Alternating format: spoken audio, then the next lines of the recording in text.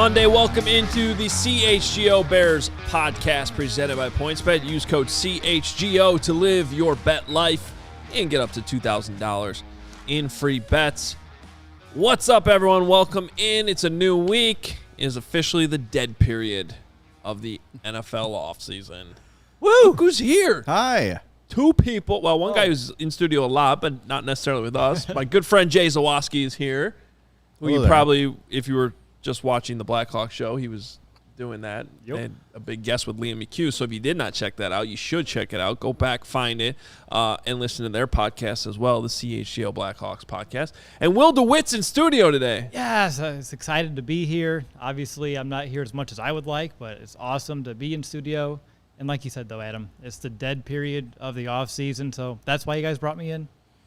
Well, it's I guess if it is, then it's you can blame Nick because Nick probably planned his vacation that way, and he's gone all week. So you're here now. I am here now, but I'm glad, like I said, to be here, and hopefully I can hear you throughout the episode. Been still dealing with some hearing issues in my left ear, and it's okay. I'm a pro. We got this. That's why we put you on that side. Exactly. So you can still hear out of that air. What's up, Jay? I'm happy to be here. I had to wear the CHGO Blackhawks shirt today for the exposure, because if we get like a 10th of your audience, we'd be very, very happy. So if one of every 10 of you can subscribe to CHGO Blackhawks, it'd be a great solid for us because we're also in the dead period, and we'll be there for the next 6 years or so. So it's going to be rough. It's okay. The Bears have been there for all 12 years. That's a good point. That's a good point. But it is football. I actually do, I have to catch myself complaining about some of these off-season shows because, it is still the NFL. Yeah. And there's always something. I was listening to a breakdown of the Deshaun Watson ordeal on my way down here, and it's there's always some drama in the NFL like that. Yeah, I think you would trade this dead period to what the Browns are going through media-wise right now and having to rehash that every day. Yeah. Well, not that we're going to do a Browns show here, but Bill Simmons was claiming that could end up or might already be the worst trade in NFL history. And the argument wasn't that far off base. If you really think about it, from every aspect, really, even but he's a good quarterback. Well, he was. That might not play football for 2 years, though. Is he still going to be the same player? I don't know. Yeah, the time off is one thing, and the human being element, too. Leave it to the Browns, though, to make a move like that. That's unbelievable. Well, we're going to get some of Jay's thoughts on the Bears. He has some strong takes on some of the things that have happened over the last couple of weeks. You may have noticed in the headline of this episode that we are previewing the San Francisco 49ers. One of the things we're going to do over the next few weeks during this dead period is start to look ahead at the schedule and all of the Bears' opponents. So we're going to go through the schedule, and that starts week 1 against the San Francisco 49ers. So we'll do that today, and we're going to continue a couple series that we've been doing, looking at the roster. My grades from 2021. Today is a tight end that we've debated about on the show before. Jimmy Graham. Jimmy Graham. Jesper Horsted. Well, Jesper's yes. Your guy. He's a Raider now. You still broken up over that? Yeah, absolutely. My heart's been broken for about, a month now? Wait, he signed with the Raiders? I'm fairly certain I that's didn't what even know saw. that. Yeah.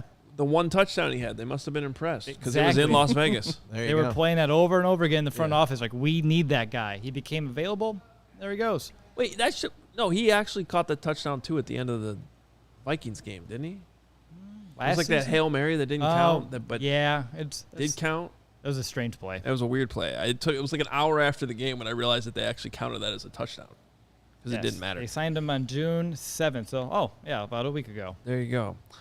Hey, we wanted to take one moment off the top of the show, though, because a friend of ours, and we talked about a little bit about it last week when we were here in studio and kind of gave you guys a heads up that John Moon Mullen was battling through what we knew at the time was pretty much his final days of a very courageous battle against pancreatic cancer, and got the very sad news yesterday on Father's Day too, which sucked that he did indeed pass away. And I've worked with him on the beat for many years. Jay, you've he used to be a frequent guest. And he's a friend. Moon's a friend to everybody. Yeah. So we just wanted to dedicate this show to Moon. Moon, I mentioned this last week. And Jay knows this from all the times he'd come on shows you were working on. He was so generous with his time, like always. And he would have been somebody that, without a doubt, had he been feeling better, and I'd been like, hey, Moon, want to come down in studio one day and just sit with us and hang out? He 100% would have done this. And that just kind of, because he's somebody we could have had definitely come down here on one of these shows during this sort of dead period of the NFL. And in fact, would have rode his bike. Yeah, he would have taken his bike all the way down here. Yep. And I could tell you, because he actually did, remember 87-7 the game? R.I.P. in peace. He came down and did like a full show with us one day, just out of the blue, like in some summer day, probably about this time of year. He is just a phenomenal human being, and I was really broken up about it yesterday when I got the news. I was at my parents' house, and my mom last fall had been going through cancer treatments. She had stage 2 breast cancer. She's over it. Everything's done. She's doing fine. But Moon got wind of that and regularly checked in with me about my mom. And I said, Moon, she's doing great. It just kind of shows you the guy he is. And I texted with Moon on Tuesday when I saw Dan Pompei's post of him in the hospital, not doing great. And I just said, hey, I'm thinking about you. Hope you're doing well. Rooting for you, sending all our love. And he said, I hope your mom is doing well.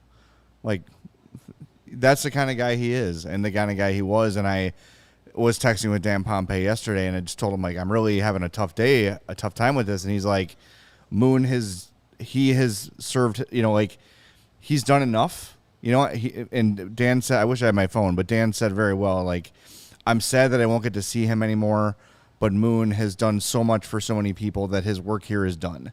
And that kind of put me at peace a little bit about it.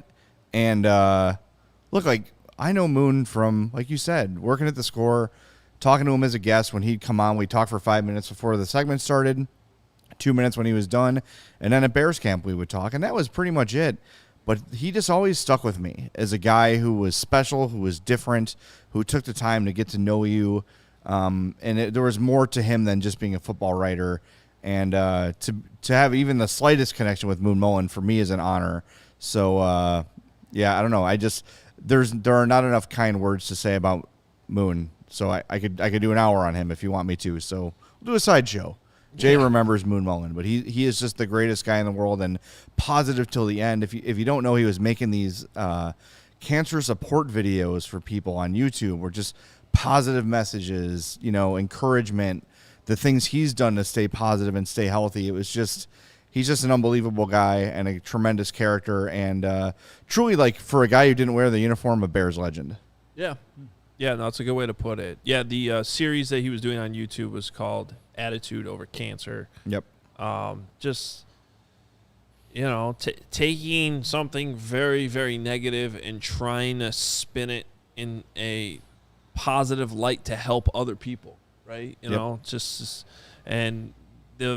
encourage you to still find them. That YouTube channel should live on. I mean, that's the great thing about him doing something like that. The diagnosis he got, which was all the way back in December of 2019, we knew at the time it was not good. Right. And he was not supposed to live more than a year, and he blew that out of the water, more than doubled it.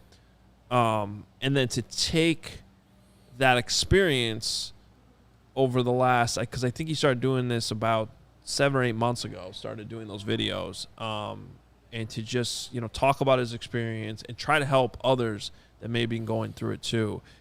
His YouTube channel is I think it's just John Mullen, Attitude Over Cancer. I mentioned it last week and really encourage everyone to check it out, or if you know somebody who's fighting cancer, send them the links, because that's what he would have wanted. That's exactly why he did those videos. He offered, when I was telling him my mom was having a hard time kind of getting her head around, just feeling overwhelmed about the whole thing, I said, he volunteered to call you, and he'll talk with you as much as you want. My mom is a very shy, very private person, but here's Moon Mullen saying, hey, I've never met your mom, or I don't know her name, but if you want me to pick up the phone and talk to her and encourage her, I'm happy to do it. It's just, everyone's got a story like that about Moon, and everyone who was lucky enough to know him, he touched, and I don't know. It's just, I'm still quite broken up about it. Dan's words were a little bit like soothing, and I'm trying to stick with that, but it's been a tough 24 hours for sure. Yeah, it absolutely has, and was tough to, get that news, even though we kind of knew it was coming on Father's Day. I don't know. It's just been going back to Jeff Dickerson too. It's just been a really tough, 6-7 months, whatever it's been. Really a couple of years for those two battling through what they were battling through as well. So, anyway, we are going to talk some Bears on the show. We're dedicating this show to Moon because we love him. And so let's jump in, guys. I know that off the top, Jay had some thoughts that he wanted to share, which is because he doesn't get a chance to be here every day talk about it. What? First of all, wasn't Tyler Klutz like your guy? He was my guy. I don't know why I always associate Tyler Klutz with you. I'm just a big fan of fullbacks. And it's a dying breed, and I thought that he was underappreciated by the Bears and went on to Dallas and did well, right? Yeah. Yep. So there's so many of the guys that people made fun of me for liking with the Bears went on elsewhere and did really well. Okay, Brad Muster. Greg Olsen was my other guy. A little bit different because Greg Olsen was really good on the Bears, but I thought it was a huge mistake to let him go. I was furious about that one, and it's my guy. That was one of the worst trades in Bears history. And I'm just going to go on record before we begin. I feel the same way about Cole Kmet. I saw every game Cole Kmet played in college. The dude is awesome. He's a fantastic tight end, and I hope this new coaching staff figures out how to unlock Cole Kmet, because at Notre Dame, he was an absolute beast, an absolute game changer. He has everything you need to be a great NFL tight end. So hopefully the offense can figure out and get him the ball, because he's a complete weapon, and I would hate to see him go somewhere else and dominate. Well, that's good, because there's going to be more Cole Kmet talk. Good. A little bit later in the show. Do you remember who Tyler Klutz was traded for? I don't. I was too angry. Sherrick McManus. All right, that was a decent. McManus was good. He was good for a while. Yeah, he was the longest tenured Bear, one of the best special teamers in the league. So I think that one worked out. But you should celebrate, because this new coaching staff, they have fullbacks. Love it. A fullback, Bakari Blazingame. It's a terrific name. Yeah. By the way, and I am down for any fullbacks are just. I don't know. It's just why would you not just send an extra blocker through the hole? It's right there. You can send a tight end in motion. He's not going to block as well as a fullback. It creates an extra gap. Absolutely. Defense to account for. I was a offensive lineman, and I was always wanted to be a fullback, but I was a little too slow, a little too fat to be a fullback, quite frankly. But that was my dream, was just I get a running start on a linebacker instead of him getting a running start at me. Absolutely, that sounds amazing. So I've always had an affinity for the fullbacks, Mike Allstott and Tom Rathman and all those great guys wearing number 40-something. Brad Muster. Brad Muster was fantastic. Yeah, these guys I was a big Brad Muster fan. Matt Suey, of course, leading the way for Walter Payton. Yep. I don't know if Walter needed Matt Suey, but it certainly didn't hurt. But I've always been a big fan of the fullbacks. And yes, Tyler Klutz was one of my guys. Somewhat tongue-in-cheek, but he was better than he got credit for being. Well, other than Michael Burton, though, I don't because Klutz would have been after Jason McKee. Yep. And there haven't really been any they're fullbacks dying. proper. They're dying. Yeah. Well, not literally. They're dying as a position in football. Yeah, it's more of an H-back time. Yeah, it's a little different the new terminology. Hybrid role, and it's What do you think works. what do you think about fullbacks? What do I think about the fullback? Yeah, the as NFL a just position. changes, but what is old will be new again, and I expect them to come back. I mean, the Bears brought in a fullback, so obviously they still have value. And Jay, it's your lucky day, because we're talking about the 49ers, who have perhaps the best fullback in the entire league too. And Kyle Juszczyk, I always struggle with that name. Kyle Juszczyk. Juszczyk? There's all those J's. Oh, Juszczyk. I don't have to Juszczyk. check. Juszczyk. It's one of those names that is not pronounced at all like it That's looks. what I'm saying. And It's I've only heard it a couple of times. Those letters do not belong there Why are they there? Unnecessary. It's like, Use check. yeah. Check. As a Polish person, I can confirm. Okay. Use check. And a fullback. All right, am I supposed to get my other hot takes out right now? Yeah, too? let's do fire it. All away. right, the losing the practice for being too physical, awesome. Love it. The football meatball in me, the former lineman in me is like, hell yes, let's get after it, let's hit, let's get physical.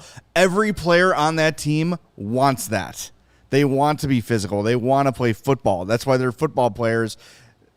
They knew, hey, maybe we lose a practice, maybe we get busted, whatever. Let's hit it. Let's get going. And I love that. I love that they did that. Totally meatball-y of me. And then the Braxton Jones thing, which I've been following.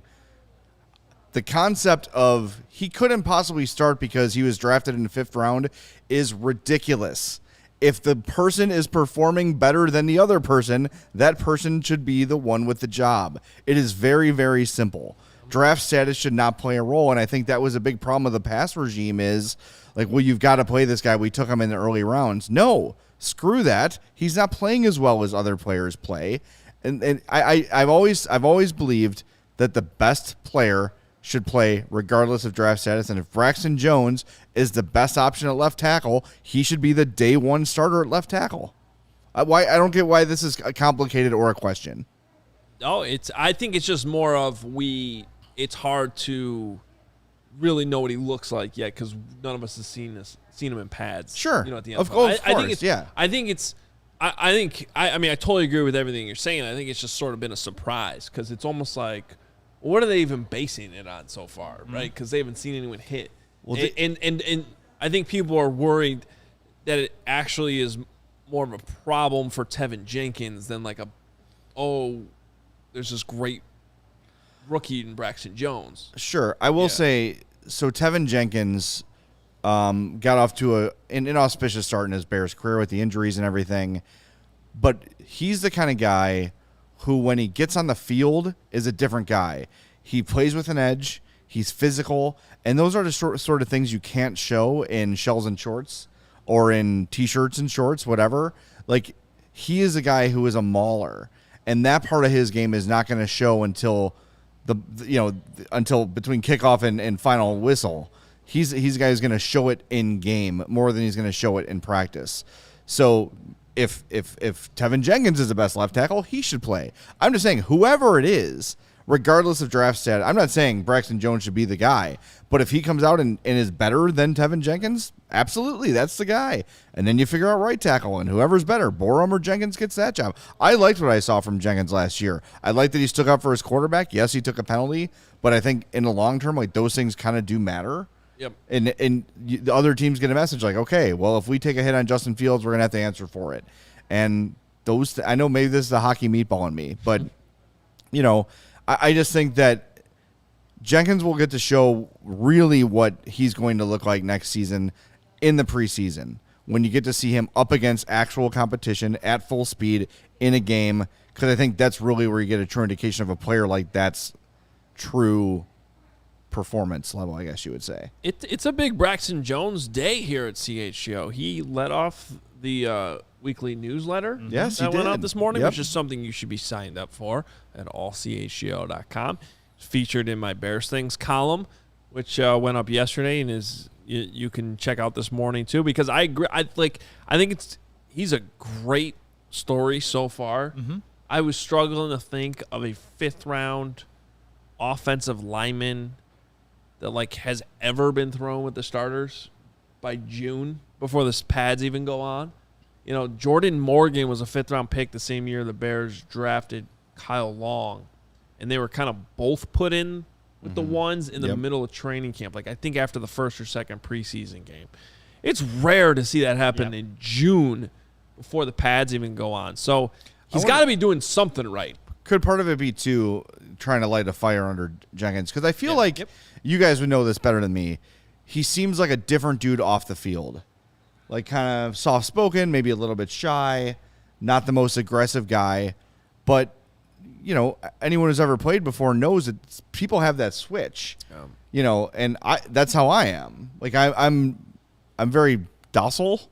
Is that the word, Lawrence? And then you start that podcast and you're just yelling at me the whole time. But I'm just, but once it is time to compete, people can find that next level, and they can find what Doug Buffone called the Neanderthal gene, and you can turn that thing on. And I think Jenkins is a guy like that, because he looks like he's wearing the glasses, and he's got all these pictures with his wife and all these things, and it's great, and seems like a real low-key dude.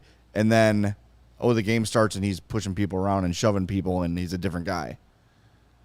Well, I hope that's the case. To be honest, we barely know him. Yeah. I mean, we didn't really have access last year, and he wasn't around until there were 6 games left in the season to begin with. So we'll have to see more of that. I feel like if things were going great, then he wouldn't have been dropped from the first to the second team as early as he has. But that's what training camp's for, and we will continue to break all that down, just like we're about to do with the San Francisco 49ers to kick off our schedule preview. But first, I want to tell you that the best way to support CHGO is to download the PointsBet app. Use code CHGO when you sign up, and if you do that right now, you'll get 2 risk-free bets up to $2,000. And that's not it, because if you make a $50 or more first-time deposit, you'll receive a free CHGO membership, which unlocks all of our web content, and you'll even get a free shirt of your choice from the CHGO locker. Like, it could be Jay's Blackhawk shirt. You can't buy your Hawaiian shirt. No, you cannot. There's a Hawaiian Well, you can shirt. buy it, just not at CHGO. You can't buy it at the locker. I don't know. I got it at Target like 3 years ago, I think. Well, it's It more of a works. Hawaiian shirt than the one they gave out the White Sox game last week. The ugly bowling shirt? The bowling shirt. Man, you're still talking about that. That's like 9 days ago. Yeah. Get over it. It's a freebie at a Sox game. Come on. But it was a bowling shirt. It wasn't a Hawaiian shirt. You can't just put one flower on it being like Hawaii. If it was a Hawaiian shirt, how often are you wearing a White Sox Hawaiian shirt? Let's be honest. It's probably as ill-fitting. I do have a couple in my closet, and they don't get worn. Yeah. I have a Papa real, Hoge wears them, though. I have a real Hawaiian shirt that I bought in Hawaii, and this was back in like 2013. I brought it on this trip I just went to Hawaii. That's like the second time you wore it? I didn't even wear it. When you went back to Hawaii? Hawaii? No, I didn't even wear it, so it's just still Isn't unworn. any shirt bought in Hawaii technically a Hawaiian shirt? True. All right. That's probably Another sideshow. Back to PointsBet. $2,000 in free bets, a free CHGO membership, and a free T-shirt from the CHGO locker. When you make that first-time deposit at PointsBet, email pointsbet@allchgo.com, and we'll respond with our Hawaiian shirt takes for you. Your home for live in-play betting just got even better, because if you see an edge in the game you're watching, PointsBet's the place for you. Is your favorite team primed for a comeback?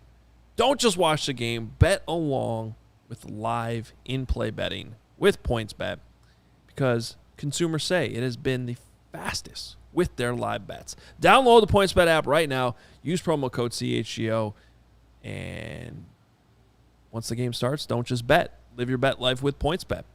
If you or someone you know has a gambling problem and wants help, call 1-800-GAMBLER for crisis counseling and referral services. Did they change that? It used to be the 1-800-522-4700. Yeah, they I was did. good at that. And you told us Friday that you were going to have this cleaned up by Monday, and that didn't happen. Wait, Boss toss. Oh, did I? Yeah. Was I clean up the ad copy? Yeah. Okay, I'll work on that. For tomorrow. Yeah, for tomorrow. How'd it go during the Hawk show? Didn't you have to read that during that? Oh, I was butchering stuff all day. Yeah, it's... I was not Lawrence's fault at all. Oh. As one who has been bus tossed many, many times over the last 20 did years not of my life, appreciate what I I just will did. never bus toss a producer.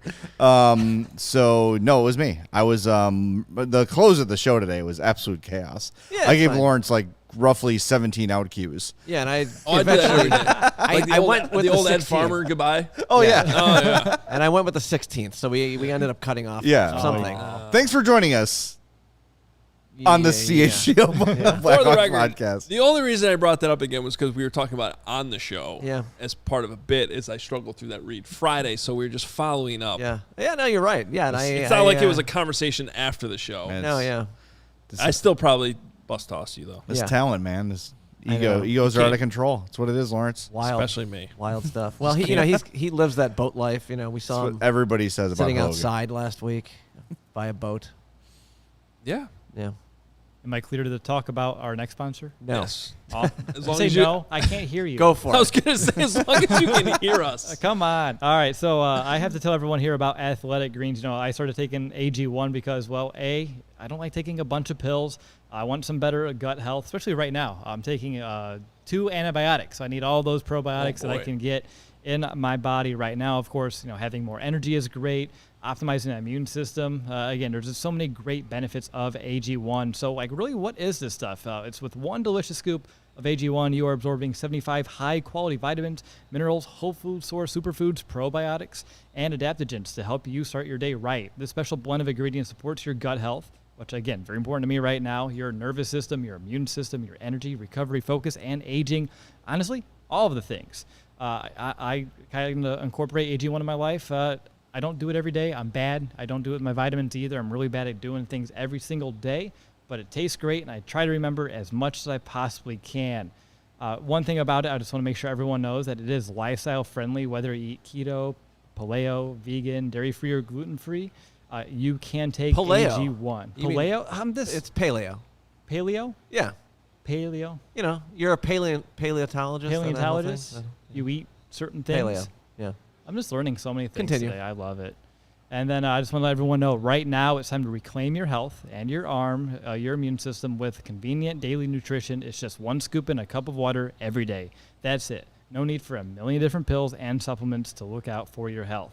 To make it easy, Athletic Greens is going to give you a free 1-year supply of immune-supporting vitamin D and 5 free travel packs with your first purchase. All you have to do is visit athleticgreens.com/CHGO Bears. And again, that's all you need to do is visit athleticgreens.com/CHGO Bears, and then you can take ownership of your health and pick up the ultimate daily nutritional insurance AG1. Good stuff. You know, I like that, you know, Will in studio gets to do some ad reads now. Yeah. Put them to work. Yeah, exactly. I broke a sweat. I need some water. Okay. And we can talk 49ers. Yeah. All right. Week 1. Win. Win. Week 2. Win. This is what you brought me in for. Yeah. To derail the show. No. Way to go, Hoge. I told you. We need some optimism. Apparently been too negative. All right. Of course. Always. Wow, that's a nice job with the graphic, though. Hey. I'm not just trying to suck up to you now after I bus tossed you. Has but nothing that to do was- with me, though. Again, Jay, this one's a Joey special there. Okay. Yeah. Joey, anything that looks good, that's Joey. Joey's the GOAT, man. Yeah. That was excellent. Okay, so week 1, it is Bears, 49ers. And the 49ers have had, kind of a quiet offseason, I'd probably say, even though they're certainly one of the teams that everyone's trying to figure out what are they going to do with their quarterback.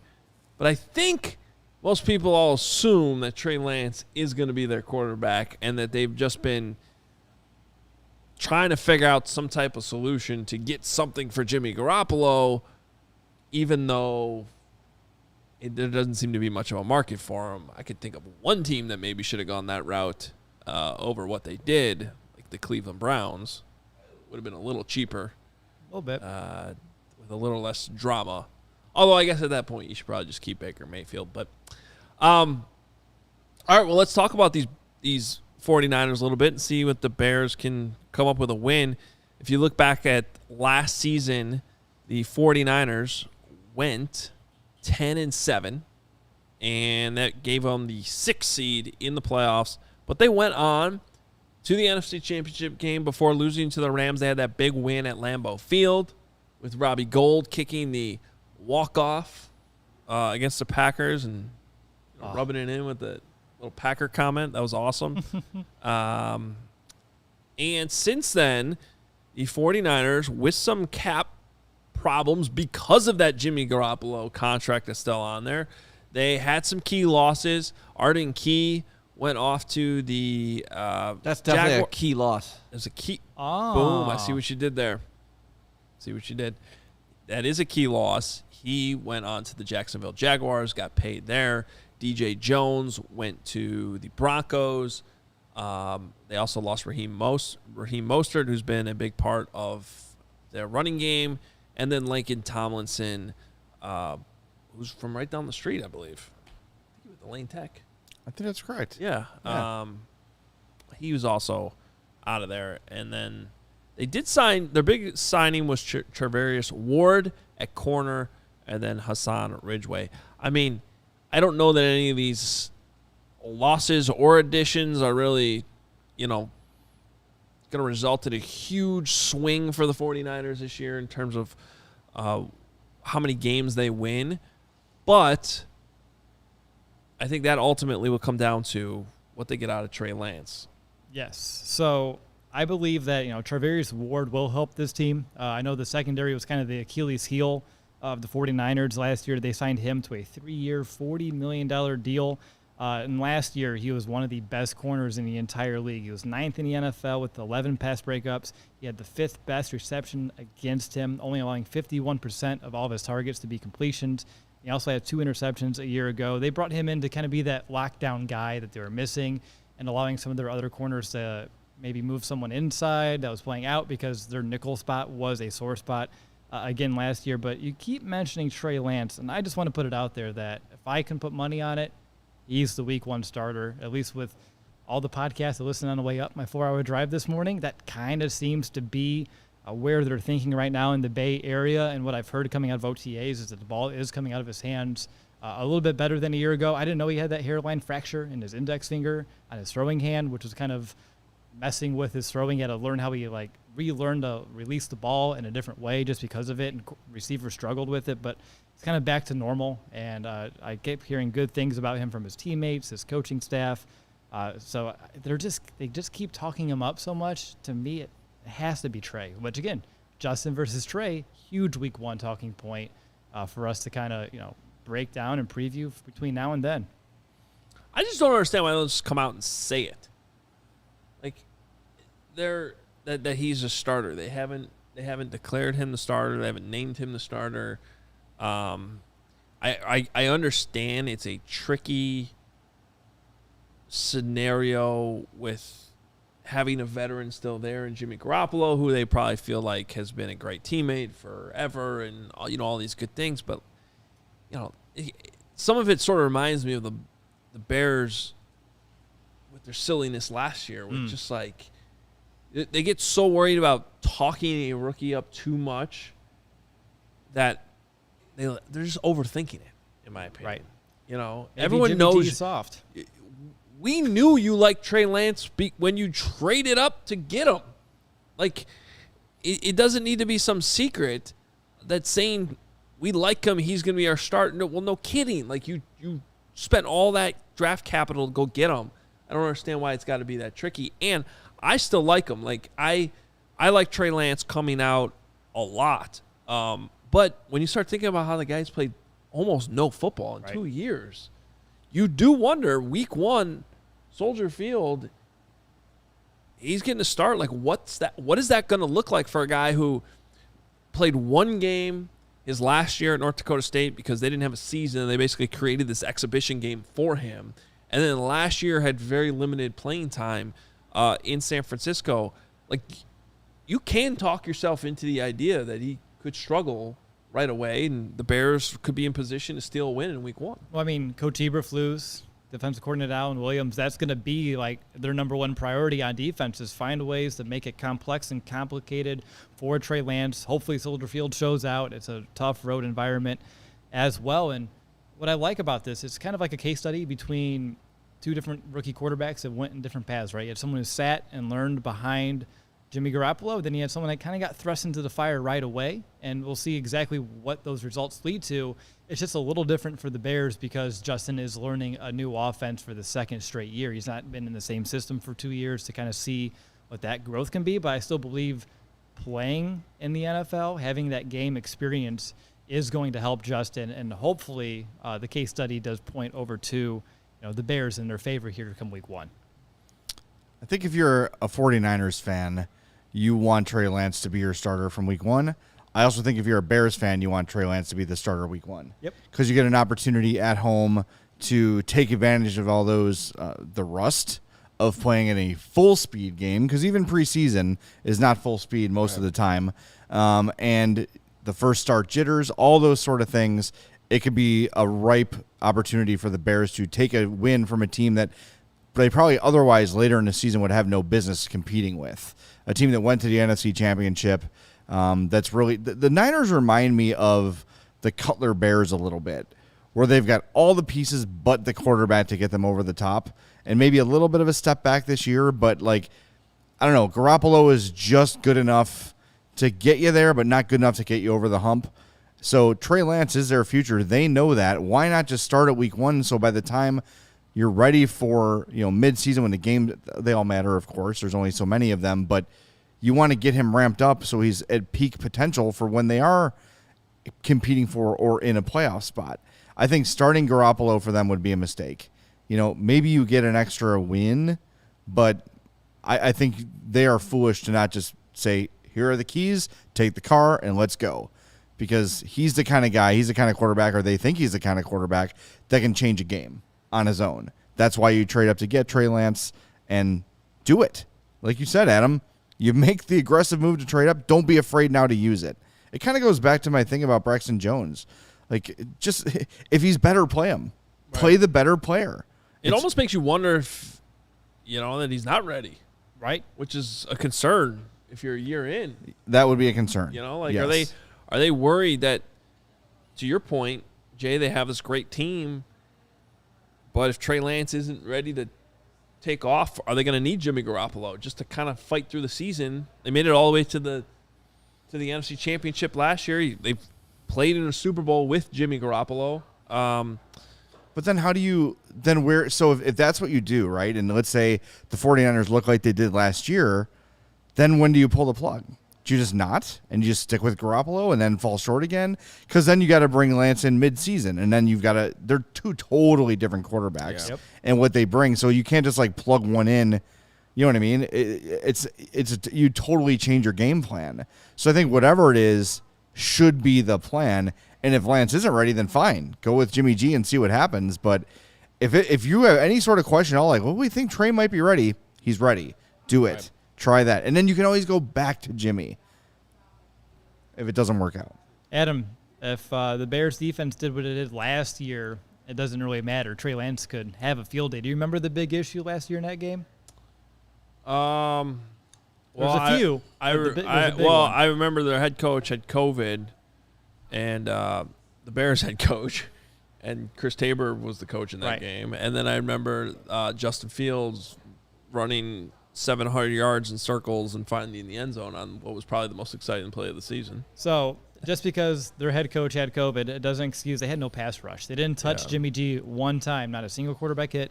Oh, yeah, I remember that now. Well, he's very mobile. Yeah. And, just like me. What I was able to find, because you can't watch NFL Game Pass anymore right now, at least on YouTube, there's 3 or 4 of those highlight plays where I can count to 7 when Jimmy's just standing there in the pocket with the football. Yeah. If that happens, even if it's Trey Lance, bad things are going to happen. But hopefully the Bears can find a little bit of pass rush week 1 with I'll call him a second-year rookie quarterback in Trey Lance. Let's take a look at what PointsBet thinks about the 49ers going into this season. PointsBet has them at plus 1,600 to win the Super Bowl, which are the 8th best odds. And then they are plus 750 to win the NFC, which puts them 4th. And then just to win the West, they're second at plus 190. Of course, the Rams are ahead of them in all 3 of those categories. The over-under, though, because I thought this was pretty telling. I mean, their over-under is 10.5 wins. That is a lot higher than the Bears' 6.5, which is probably why I think they're favored by 6.5, the early line against the Bears in that game.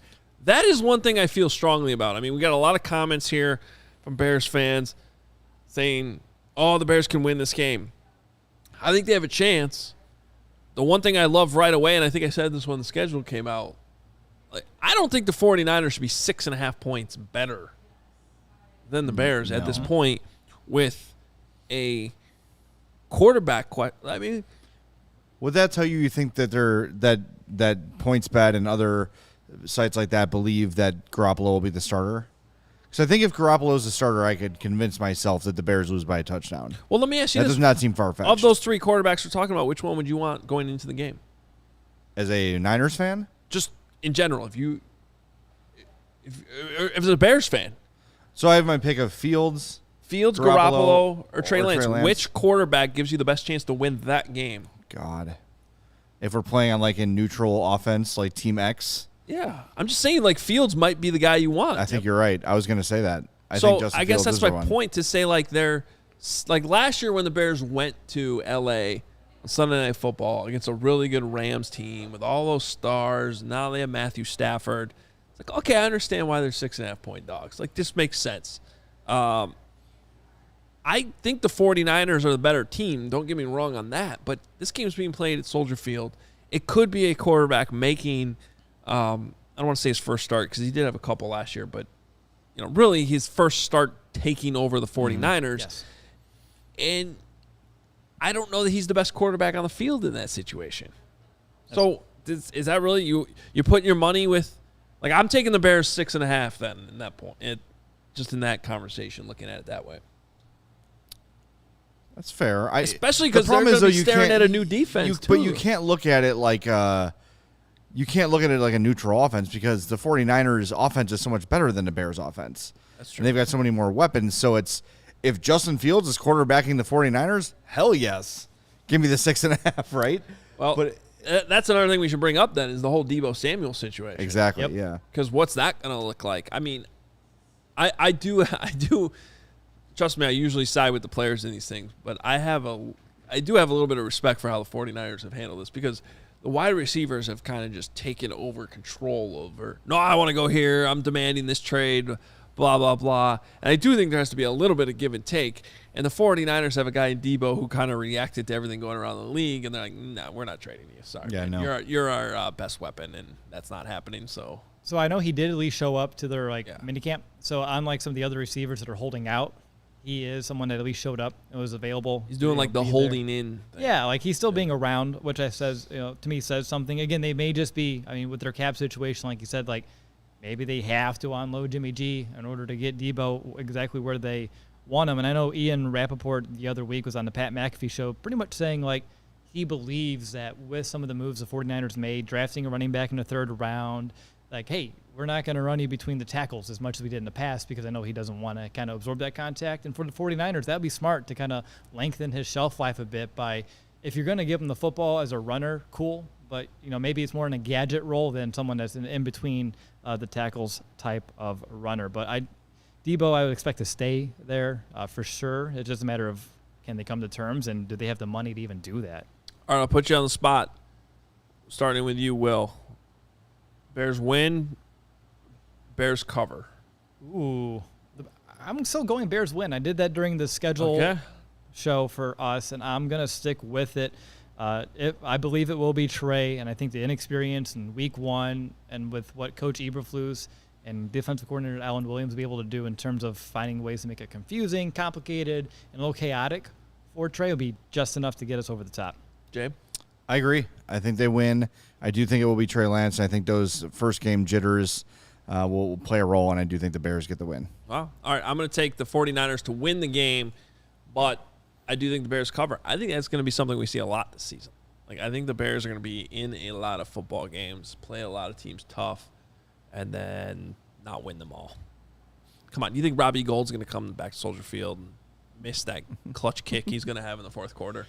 Come on. He'll be kicking warm-up kicks with the drum line walking past him, just all cocky and everything. Good old Robbie. I hope he keeps that up, actually, at Soldier Field. I love that. Whole routine he had in the playoffs where he's like purposely trying to get in the way.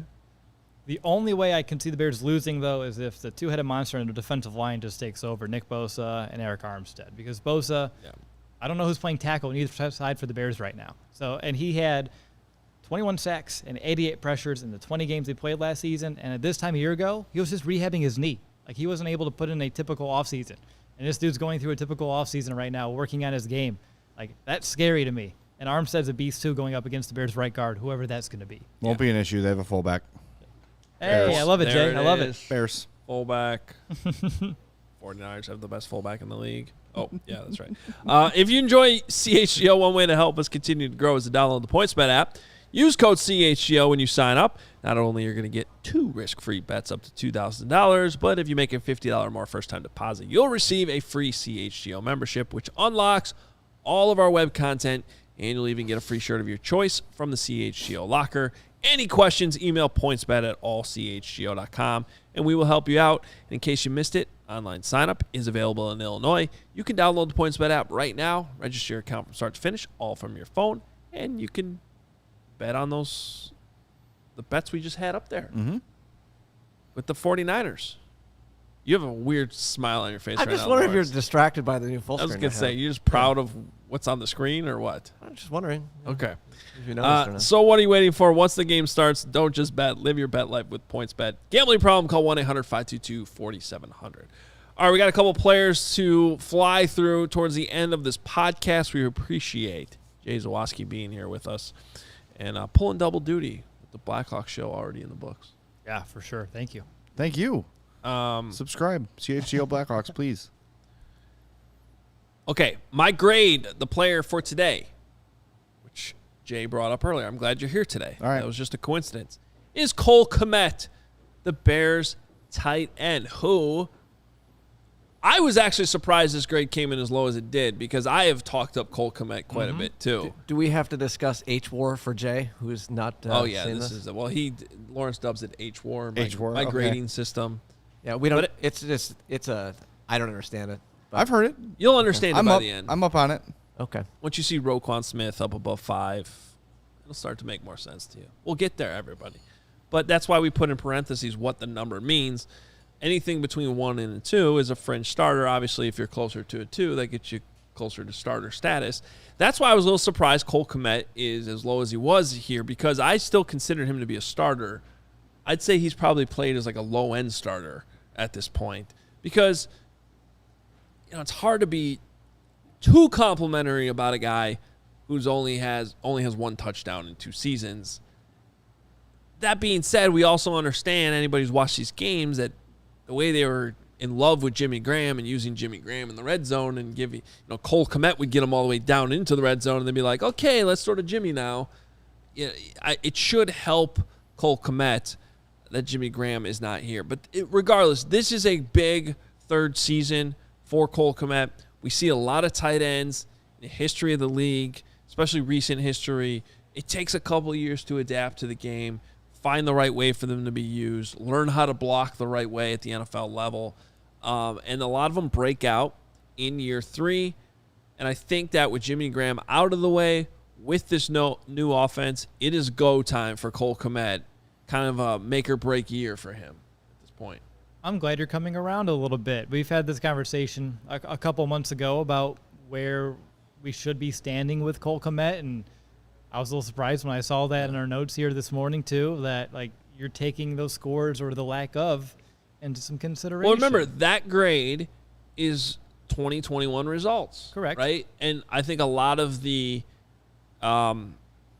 positive things that I have said about Cole Kmet and Jay has here today is kind of more about what we think he could still be. So, I still expected his production to be a little bit high because one of the points I made when we discussed Cole Kmet earlier, this was probably over a month ago at this point, was just that, his production last year was still in line close to where Kyle Rudolph's production was as in his second year, and that's always been my comp for Cole Kmet is Kyle Rudolph. We're not talking Travis Kelce. We're not talking about, one of the top tight ends in the league. We're just talking about a really, really good pro that can help your team a lot.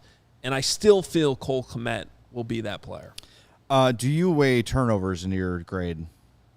Like fumbles and stuff? Yeah. He's had trouble holding onto the ball. Yeah. And I guarantee you that's one of the things that brought that number down. Yeah, absolutely. Yeah. Like I said, I cannot deny I'm a Notre Dame fanboy. I'm a meatball, all those sort of things. And I was thrilled when the Bears drafted Cole Kmet. That said, there's a lot of Notre Dame players I would have been pissed if the Bears drafted. So I call it as I see it because I know who's good and bad in Notre Dame. And Kyle Rudolph is such a great comp. And you mentioned he's not going to be up that upper echelon of players, but if Kyle Rudolph had not been injured for so much of his career, he may have been. in that upper echelon of tight ends. He could have been in that conversation. Another Notre Dame guy, obviously. That's where I see Kmet going. If he can stay healthy and if he can minimize the turnovers, and now, like you said, with Jimmy Graham out of his way, he's going to be option one in the red zone. And I've seen him there. He can catch the damn ball in the red zone. There's no difference between a college catch and a pro catch. You know, it's coming from a better quarterback than he ever had at Notre Dame. So I think this is the year that Cole Kmet takes a huge jump. Now, he did lead the team in red zone targets last year with 13. Graham only had 9. So I'm just saying Graham had all I think part of the frustration is like most people probably feel like those 9 should have gone to Cole Kmet too. I get it. But yeah, so 13 targets and no touchdowns. Right. He led the team with 13, which was 20% of all the red zone targets and 0 scores. And again, that's what he needs to improve on this upcoming year. And I do believe having a new offensive scheme, a better play caller, when you get inside the 20, is going to be super important and will help him, maybe get over that hump a bit. Yeah, I think it's a great point with the ball security, and it's like I always talk about those catches that Jesper Horsted made. Like those are the catches you want Cole Kmet to make. Yep. You know, he needs to make those tougher plays, those 50-50 balls. And the thing about him sometimes fumbling is it's a result of him actually refusing to go down. I love how his first instinct when he catches the ball is to pick up extra yards. Yes. He is a tough-minded tight end in that regard, but there's also times where it's like, all right, just go down, the play's over. Because I'm thinking 2 years ago, I think against the Saints, where he was trying to do that. Yep. And he coughed off the ball in a big moment. So I think we're all high on Cole Kmet still as a player with the limitation. But the reality is, and I agree with some of the comments that have come in too. You know, Martin said Cole Kmet managing to get 600 receiving yards in a Matt Nagy offense is achieved. I mean, that's where I go, even despite some of the things that have brought that grade down, because remember, it's a lot more than just production. It's about the negative plays, the drops. There's been some blocking issues in there too. He could still get better as a blocker. You got to factor in the whole picture. That's what goes into that number being where it is. But I personally will be shocked if that number is not a lot higher. I hope so. Yeah. I really hope so, Adam. It'd be huge for him, big for the Bears.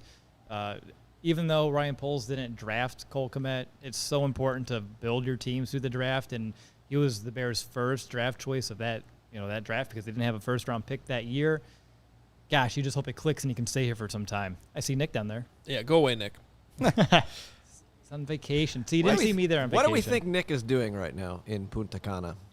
Bear down from Punta Cana, he says, for those listening to the podcast with the smiley emoji, sunglass emoji. No offense to anybody here. If I was in Punta Cana right now, I would not be watching this show. No, nor should you be. Well, that's rude. Did you watch us when you were in Hawaii? I did. I actually was. Why? I was close to just jumping on one of the little eCam links and just calling you guys up. We were still at 11 a.m. when you were in Hawaii, too. It was the Big Dave show. Which would have been 6 in the morning. And so my daughter would have been up because the time change didn't affect her at all. She was up early. But I was gonna call it. It would have been like 6:45 end of that show. I was gonna surprise you guys. And then I just didn't do it. Yeah. But I was awake. Did you watch us? No. Okay. I enjoyed my time. Thank you. Yeah, vacation's vacation. Yeah, no, that's a mental break that is needed for everybody. You need that personal space, and again, time with the family is great. And I know you guys were at like 8 in the morning-ish our time. Like I got the pings and I was like, have a great show, and put the phone back in the pocket. I will actually turn all the notifications off my phone when I'm on vacation. Good for you. Don't want to. I don't put it away because we still now live in a society where we kind of need our phones on vacation because there's still our cameras and things like that. But yeah. Okay, one more thing about Kmet. I see a lot of people in the comments kind of saying underachiever, didn't get enough done. Allen Robinson had one touchdown last year too, and just was not used by this offense. The offensive team, coaching wise, completely lost their damn fool minds last year. Just nonsensical play calls, nonsensical strategies, not using the weapons they had. And I think Allen Robinson was probably playing at about 80% intensity. He would not have a good hit score. But still, I just think like there are guys that are clearly proven NFL weapons that had no production last year. Jimmy Graham is kind of another one too, by the way. There was a lot wrong with that offense last year, so to hold Cole Kmet to a different standard it's unfair. I know he was a second-round pick. I know he's underperformed at this point, but like Adam said, it takes tight ends a few years, and this is a kid who, look, if it doesn't happen this year, my tune is changing. Right. But I think the arrow's pointed way up on Cole Kmet here. Well, just so people know, I mean, like the two levels as we get through this with the grades that we've been going through, the next two levels up above fringe starter are starter, and then there's long-term starter. You want him playing into at least the long-term starter because that's when you start talking about giving him an extension, and then above that are like the top-end blue-chip players. I'm not even expecting him to be in that category. You just want Cole Kmet to end up in that long-term starter spot and be a very good tight end for you going forward, and I think that is still possible. All right. Let you close the show with your guy today, your player profile. Sounds great. So today's Chicago Bears player preview is we're sticking with the defensive line. I kind of teased it on Friday, but it's going to be Kyrese Tonga, last year's 7th-round rookie nose tackle for the Bears, and really he surprised a lot of folks last year. Eddie Goldman didn't show up to OTAs. It took him a while to get going in training camp, so Tonga kind of took some bulks of those starting snaps, and I thought for a 7th-rounder he played very well. He did lead the Chicago Bears defensive line with the best average depth of tackle. That's going to be one of my favorite stats this season. The more I get into it, that's pretty much where the tackle's happening at the play. He had an average depth of tackle last year of 2.3 yards. Again, that led the entire defensive line. And really my big question for Tonga this upcoming season is kind of like what I mentioned with Angelo Blackson on Friday. Like, can he adjust his game to be more what the Bears are looking for out of this defense? Because last year in the 3-4 at the nose, your job's to hold down that A gap, absorb double teams, and he did fine at that. But now in this 4-3, he's going to play a little bit more in the B gap, asked to be attacking down the field, get into the backfield, whether it be a pass rush or whether it be getting tackles for a loss. He needs to be able to penetrate the backfield and make more plays. And we didn't see that last year. He only had 1 quarterback pressure and 1 tackle for a loss in his entire rookie season. So that's kind of where I want to see once we get to training camp and preseason. Can Tonga kind of mold his game and change it to be more of what the Bears are looking for out of this 4-3? If not, it's going to be hard for him to find playing time, maybe make this final roster. Practice squad, he still has eligibility there as well, but I think it's up to him, and we'll see exactly how it goes. But a little bit more info is in my article on allchgo.com. I don't want to give everything away, but for a guy that was drafted 12 slots away from Mr. Irrelevant last year, I thought he did pretty well, but we'll see if he can kind of change his game and evolve with what the Bears are kind of going towards now here in 2022. For the record, graded a little bit higher than Cole Kmet. For a 7th-round rookie, he gave you what you wanted. I do wonder about the scheme change. That's the big question. If he's able to give you enough out of there. Remember, this is they signed Mike Pennell last week. Yep. And I think Angelo Blackson probably gets the first crack at kind of that one technique spot.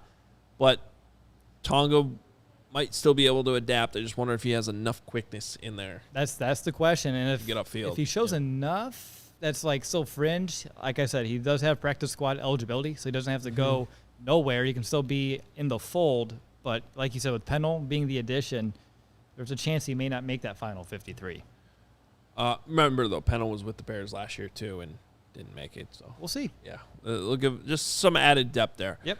Jay, thanks for being here. Appreciate it. Of course. Appreciate having me.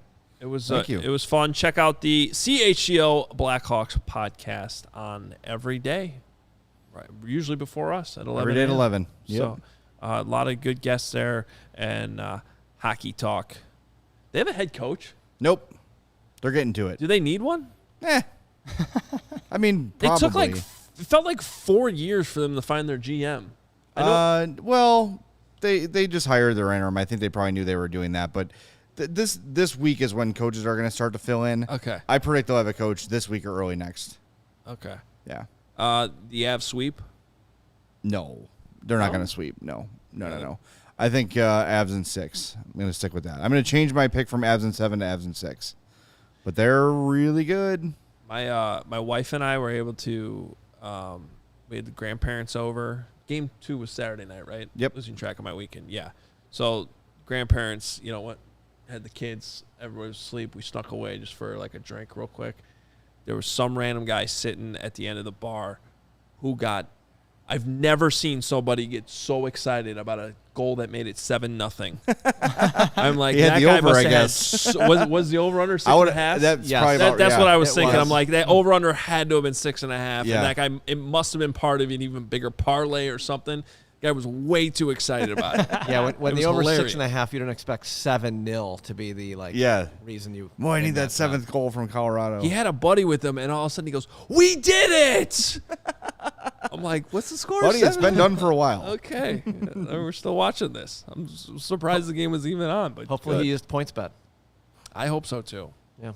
Use that code CHGO. Hey, follow us on Twitter at CHGO Sports, at CHGO_Bears _Blackhawks. Is it Hawks or Blackhawks? Blackhawks. Blackhawks, the Yep. full thing.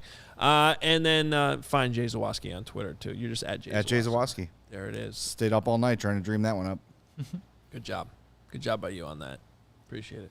Will DeWitt on Twitter, but the L's are ones. It's a trick. See, now that took me all night to come up with. Tricky. Don't fall into the trap. The L's are ones. You got to look at it a couple times to really understand. I'm at Adam Hoge. We'll see you tomorrow, 1 o'clock. We're back here. Oh, is that it? Or are we going to do the Jay I'd love thing? to do that to you. No? Okay. You expect me to do 17 goodbyes, and then I All just say goodbye. Okay, see you guys.